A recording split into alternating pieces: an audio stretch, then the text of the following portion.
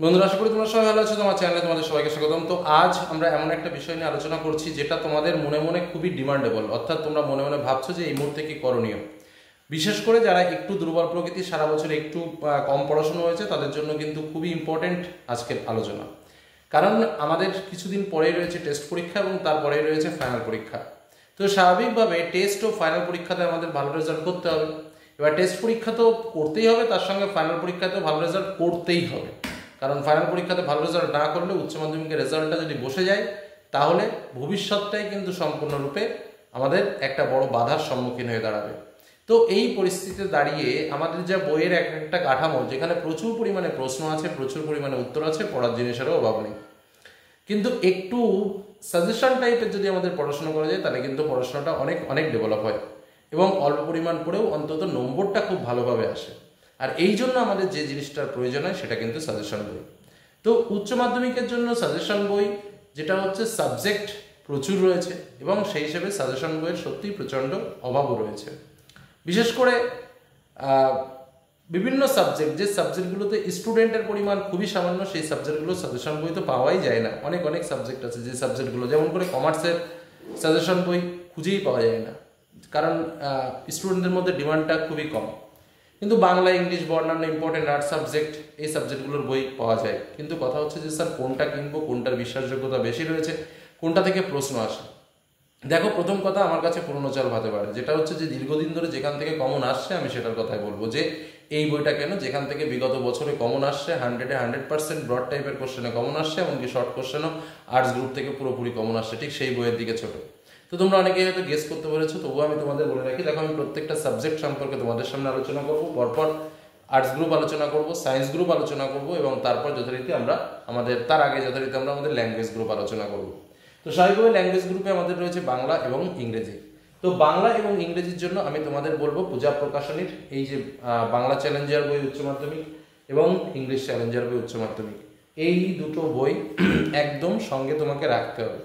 কেননা কারণ এই যে বইটা আমরা দেখতে পাচ্ছি, প্রথম কথা মূল্য অনেক কম, তার সঙ্গে যে তথ্যপূর্ণ লেখা সেটা হচ্ছে পরীক্ষায় যেটা বারবার আসে, বারবার রিপিটেশন করে পরীক্ষাতে আসে, এবং মানে চ্যাপ্টার ওয়াইজ আলোচনা করা রয়েছে, প্রত্যেকটা পাঠকে সুন্দরভাবে ব্যাখ্যা করা রয়েছে, খুব সহজ সরল ভাষাতে ব্যাখ্যা করা রয়েছে, একদম সাধারণ মানের ছেলেমেয়েরাও যাতে লিখতে পারে এবং যে লেখাতে খুব ভালো পরিমাণ মার্কসটা পাওয়া যায়।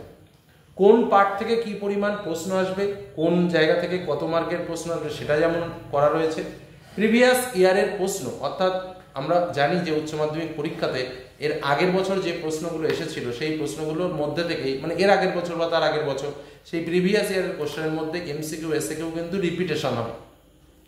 তো সেই প্রশ্নগুলোর উত্তর সহ পুঙ্খানুপুঙ্খ বর্ণনা এবং সুন্দরভাবে সহজ সরল ভাষায় উত্তর করা, এবং উত্তরগুলো এমনভাবেই করা যা লিখলে সত্যিই তুমি ভালো মার্কস পাবে এবং সলিড মার্কস পাবে। যেখানে মানে অনেক প্রশ্ন আছে না, যারা লেখে মানে হয়তো একটা প্রশ্ন লিখতে গিয়ে সে একটা বিস্তৃতি করে ফেললো, একটা বিরাট অনেকটা কঠিন অংশ জুড়ে লিখে ফেললো, সেরকম নয়। তুমি পড়লেই বুঝতে পারবে যে এর ভেতরে কি ম্যাটেরিয়ালসটা আছে।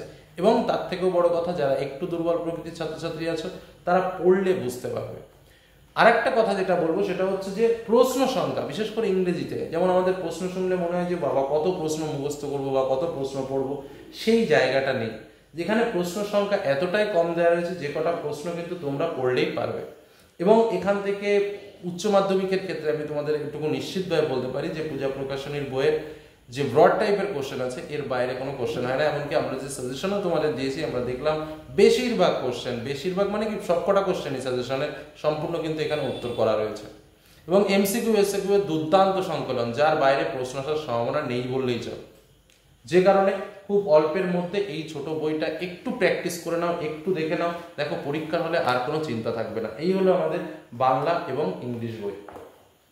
দেখো, সায়েন্স গ্রুপ তোমরা সবাই জানো যে পাঠ্য বই খুঁটিয়ে পড়তে হয়, বুঝে পড়তে হয়, এছাড়া সায়েন্স গ্রুপে ভালো কিছু করা যায় না। তা সত্ত্বেও একদম অঙ্ক, জীবনবিজ্ঞান, পদার্থবিদ্যা এবং রসায়নবিদ্যা, এই প্রত্যেকটা মূল পেপারের কিন্তু বই বের হয়েছে, এবং বইগুলো তোমরা তোমাদের মার্কেট থেকে সংগ্রহ করতে পারো। ক্যালকুলেশন, এই সায়েন্স গ্রুপ সম্পর্কে আমি বিশেষ কিছু বলবো না, শুধু এটুকুই বলবো, আমার সায়েন্স টিচারদের পরামর্শ নিয়ে আমি দেখলাম, বললো যে যা রয়েছে, যেটুকু আছে সলিড আছে, এটুকু যদি ঠিকঠাক করে কেউ পড়ে তাও তাকে 80 থেকে 90%-এর নিচে কাউকে ঠেকানো যাবে না। মানে প্রজেক্টের 20 বাদ দিয়ে মোটামুটি 80-র মধ্যে, 70-র মধ্যে 70-র মধ্যে যে মার্কস আছে সেখানে সে 60-65-র উপরে নম্বর পাবে। শুধু এখানে যেটুকু আছে সেটুকু যদি সে ঠিকঠাকভাবে করতে পারে। জাস্ট আমি এটুকু বললাম, এর থেকে বেশি আমার আর বলার ক্ষমতা নেই। কি বললাম বোঝা গেল? অর্থাৎ যা দেওয়া রয়েছে উচ্চ মাধ্যমিকের প্রশ্নে তোমরা যা পাবে, সায়েন্স এই ছোট্ট একটু বই, তোমরা জানো যে তোমাদের এক একটা বইয়ের সাইজ কত, সেখানে হিসেব মতো এই 4টে বইয়ের যা সাইজ করেছে সব মিলে এই 4টে বইকে একসঙ্গে করলে এইটুকু একটা বই হয়।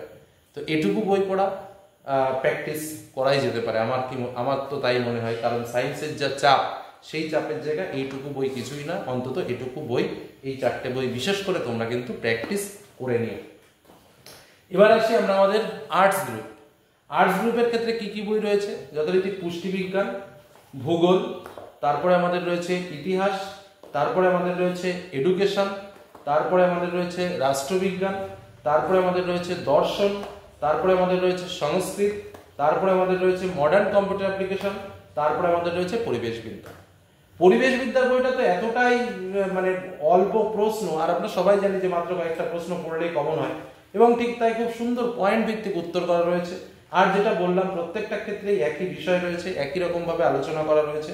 তোমরা না পড়লে বুঝতে পারবে না। এটা কিন্তু লেটেস্ট এডিশন এবং খুবই ইম্পর্টেন্ট, মানে এবং আলাদা আলাদাভাবে কিছু কিছু প্যারাগ্রাফ করা, যে প্রশ্নগুলো আসবে সেগুলো করা, প্রিভিয়াস ইয়ারের কোশ্চেন আনসার দেওয়া। মানে তোমাকে বইটা দেখতে হবে, না দেখলে তো হবে না।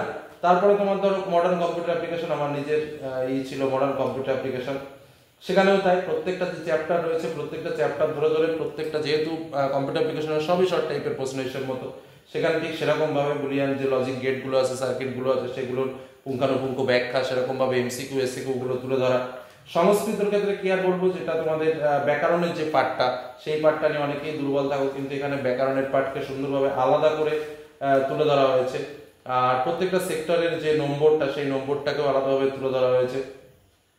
যেমন প্রোজের ক্ষেত্রে, ভার্সের ক্ষেত্রে, ড্রামার ক্ষেত্রে, তারপরে তোমার যে হিস্ট্রি অফ সাংস্কৃতিক লিটারেচার, ইতিহাস, যেটা সংস্কৃতের ইতিহাস, সংস্কৃত সাহিত্যের ইতিহাস, সেই পাঠগুলো থেকেও কিন্তু ইম্পর্টেন্ট প্রশ্ন নিয়ে এখানে আলোচনা করা হয়েছে। জাস্ট তুমি একটু দেখো, এবং যে অনুচ্ছেদ রচনা যেগুলো তোমাদের আসে, সেগুলো খুব ইম্পর্টেন্ট পার্টগুলো দেওয়া রয়েছে, যেগুলোর মধ্যে থেকে বারবার রিপিটেশন হয়।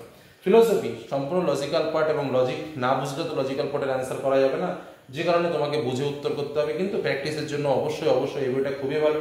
এবং তার সঙ্গে যেটা তোমাদের অবশ্যই বলার কথা, যে লজিক থাকলেও ফিলোসফিতে কিন্তু একটা মূল জায়গা আছে, যে জায়গা থেকে আমরা সাজেশনের সময় তোমাদের বলেছি যে ব্রড টাইপের কোশ্চেনগুলোর প্রত্যেকটার ক্ষেত্রে একটা অর কিন্তু তোমরা পাবে। সেই অথবা যে প্রশ্নগুলো, সেই প্রশ্নগুলো কিন্তু খুব সুন্দর উত্তর করা হয়েছে, এবং তার সঙ্গে এমসিকিউ এসসিকিউ টাইপের, যেমন নিরপেক্ষ বচন, পদের ব্যাপ্যতা, নিরপেক্ষ বচনে কোন পদ ব্যাপ্য ব্যাখ্যা করো। তো এইসব প্রশ্নগুলো তো একদম হুবহু তোমরা পরীক্ষাতে কমন পাবে। ঠিক সেই ধরনের বিষয়গুলো সুন্দর করে ব্যাখ্যা করা আছে, বিভিন্ন আরোপমূলক দোষ, তার ব্যাখ্যা, কিভাবে তোমরা নোটসে লিখবে, কিভাবে তোমরা উত্তরগুলো করবে, তারও কিন্তু পুঙ্খানুপুঙ্খ ব্যাখ্যা এখানে করা হয়েছে, যে কারণে বইটা তোমাকে প্র্যাকটিস করতে হবে। রাষ্ট্রবিজ্ঞান একদম শর্ট টাইপের, এবং বর্তমানে রাষ্ট্রবিজ্ঞান হচ্ছে স্কোরিং সাবজেক্ট, কারণ শর্ট কোশ্চেনও কমন পাওয়া যায়, ব্রড কোশ্চেনও কমন পাওয়া যায়। এখানে মাত্র কয়েকটা বিষয় রয়েছে, সেগুলো একটু না দেখলে তো হবেই না। এডুকেশনতে একদম গোনা প্রশ্ন পাওয়া যায়, যে এইগুলো পড়তে হবে, এইগুলো আর এটা বিষয়টা কি, সেটা হচ্ছে যে তুমি যদি 2-1 বার পড়লেই বুঝতে পারবে এর মধ্যে কি আছে, এবং খুবই সহজ সরল ভাষায় লেখা। যেমন আমি একটা এক্সাম্পল, আমি একটা সহজ জিনিস ধরি, যেমন ধরো বলছে পাজল বক্স কি। আমরা তো সবাই জানি যে মাছ বিড়ালের পরীক্ষাতে পাজল বক্স সংজ্ঞাটা কি লিখেছে দেখো, আমি কিন্তু এমনি হট করে বের করে ফেললাম। শিখনের পদ্ধতি সঠিক নির্ণয়ের জন্য থর্নডাইক বিড়াল ও মাছ নিয়ে পরীক্ষার সময় এক বিশেষ যন্ত্র ব্যবহার করেছিলেন, ওই যন্ত্রের নাম হচ্ছে পাজল বক্স। তা এই যে সংজ্ঞাটা, এটা কি মনে রাখা খুব কষ্টকর ব্যাপার? বিড়াল ও মাছের পরীক্ষা করার জন্য থর্নডাইক যে বাক্স ব্যবস্থা করেছিলেন, তাকে বলা হয় পাজল বক্স। মানে এর থেকে সহজে আর কি বলা যেতে পারে আমার ভাষায়। তো ঠিক সেই রকম ভাবে কিন্তু এই টোটাল বইটা এসে যাবে। আরো একটা সংজ্ঞা বলে রাখি একটু, যেমন ধরো অপারেন্ট কাকে বলে। উচ্চ মাধ্যমিক 2017 দেশে লেগেছে, যেসব প্রতিক্রিয়া নির্দিষ্ট উদ্দীপক সক্রিয়তার সাহায্য নিয়ে উদ্দীপকের সঙ্গে সক্রিয় আচরণ করে, তাকে অপারেন্ট বলে। তার মানে একদম এর থেকে আর কি বলবো, উদ্দীপক সক্রিয়তার সাহায্য নিয়ে উদ্দীপকের সঙ্গে সক্রিয়তার আচরণ করবে, তাকেই বলা হচ্ছে অপারেন্ট। মানে সহজ সাধ্য ভাষায় লেখা, তোমরা পড়লেই বুঝতে পারবে। শুধু এগুলো নয়, তার সঙ্গে ইতিহাস, ভূগোলের কথা আর বললাম না, পুরো মানে আমি নিজেও বলেছি, নিজেও দেখেছি। বইটার পুরো পয়েন্ট ভিত্তিক, মৃত্তিকা সৃষ্টির সক্রিয় উপাদানগুলো কি কি, জলবায়ু, বৃষ্টিপাত, তাপমাত্রা, জীবজগতের আবার দুটো সাব পয়েন্ট করে ব্যাখ্যা করা। যেটুকু দরকার সুন্দরভাবে লেখা রয়েছে, সুন্দরভাবে করা রয়েছে। তোমরা প্র্যাকটিস করতে পারো, তোমরা এগুলো সংগ্রহ করতে পারো যাদের সাবজেক্ট রয়েছে, এবং তোমাদের উপকারে আসবে। শুধু এটুকুই বলে আজকের আলোচনা শেষ করলাম। আর অনলাইনেও কিনতে পাওয়া যায়, অফলাইনেও কিনতে পাওয়া যায়। তো তোমরা তোমাদের লোকালি যে দোকান আছে সেখান থেকেই পেয়ে যাবে। বইটা দীর্ঘদিনের বই, দীর্ঘদিন ধরে চলছে, এবং এই বই থেকে কমন পাওয়া যায়, এটুকু নিশ্চিত রূপে বলতে পারি। ঠিক আছে, তো আজকের মধ্যে এখানে শেষ করছি। ভালো থেকো, সুস্থ থেকো, ধন্যবাদ।